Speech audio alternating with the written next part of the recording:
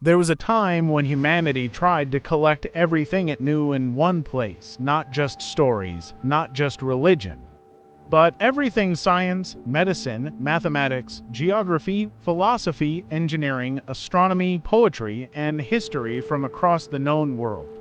The ambition was breathtaking, the confidence was enormous, and the loss, when it came, would echo through centuries. This place was the Library of Alexandria, and its destruction remains one of the greatest tragedies in human intellectual history. The library was founded in the ancient city of Alexandria shortly after the conquests of Alexander the Great. His generals divided his empire, and Egypt fell under the rule of the Ptolemies, Greek rulers who wanted their new capital to become the center of the world not just politically, but intellectually. Their goal was radical. They wanted to gather all human knowledge. Scrolls were collected from Greece, Egypt, Persia, India, Africa, and beyond. Ships entering Alexandria's harbor were searched. Any books found on board were seized, copied, and stored. The originals were often kept, while copies were returned. Scholars were invited, funded, housed, and fed by the state. They debated ideas freely, challenged ancient beliefs, and recorded observations without fear of punishment. This was not just a library. It was a research institution, a university, a laboratory, and a think tank rolled into one. Inside its walls, scholars calculated the size of the Earth with stunning accuracy. They mapped the stars. They proposed that the Earth might orbit the Sun. They dissected human bodies to study anatomy. They wrote treatises on mechanics, optics, and medicine that would not be rediscovered for centuries. Much of what later civilizations would call modern thinking had already been explored here, and then it began to vanish. What makes the destruction of the Library of Alexandria so haunting is that there was no single dramatic moment when flames consumed everything at once. No final day when all knowledge burned in one catastrophic inferno. Instead, the library seems to have died the way great things often do, slowly, through neglect, politics, violence, and indifference. One of the earliest blows may have come during the time of Julius Caesar.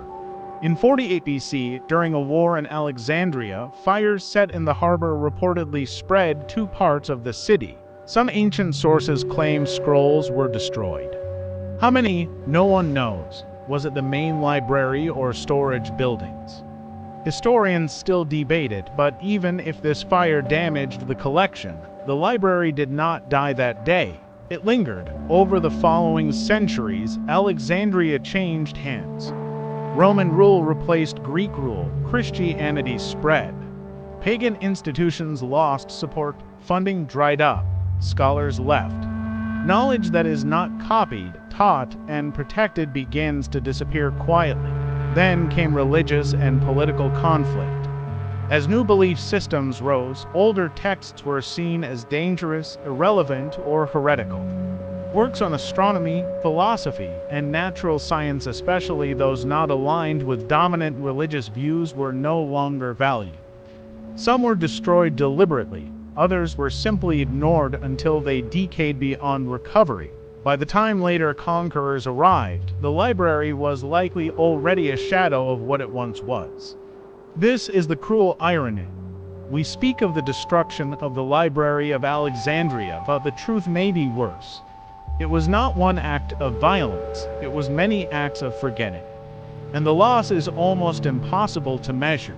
We know names of works that no longer exist. Entire volumes by ancient scientists and thinkers are referenced by later writers, but the originals are gone. Imagine knowing that a book once explained advanced engineering techniques, but only surviving as a title in a footnote.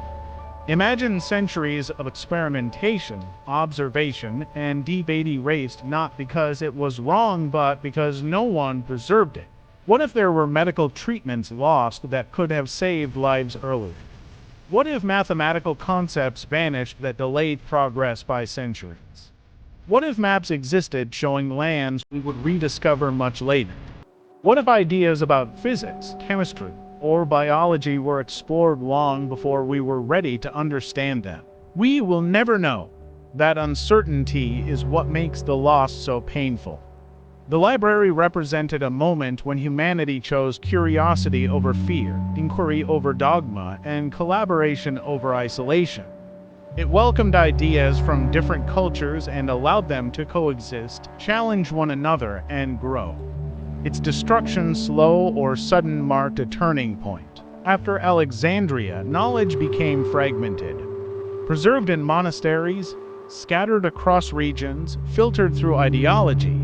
Progress continued, but unevenly. Humanity had to relearn lessons it had once already known. The story of the Library of Alexandria is not just about the past. It is a warning. Knowledge is fragile. It does not survive automatically. It requires protection, openness, and humility. When politics, religion, or power decide what is worth knowing, entire futures can be erased quietly. The greatest tragedy is not that the library burned. It is that humanity once held so much understanding in its hands and let it slip away.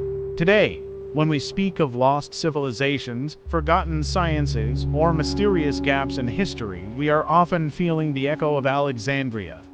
A reminder that progress is not guaranteed, and that the preservation of knowledge may be one of the most important responsibilities any civilization can carry. Because once knowledge is gone, no empire, no matter how powerful, can bring it back.